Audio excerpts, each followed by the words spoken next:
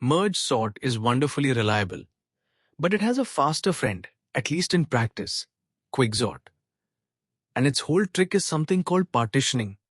Pick one element and call it the pivot. Now sweep through all the rest and toss everything smaller than it to the left and everything larger to the right. And here is the beautiful payoff. In that single pass, the pivot lands in its final, correct position. We haven't finished sorting, but we have split the problem perfectly in two. So now we recurse. Quicksort the left side. Quicksort the right side. Each new pivot we pick snaps one more element into its rightful home.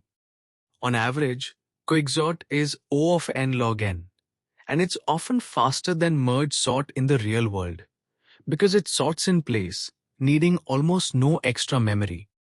But there is a catch worth knowing. Pick a bad pivot every time, say always the smallest, and Quicksort quietly degrades all the way to O of n squared. The elegant fix? Just pick the pivot at random. A little luck, and Quicksort flies.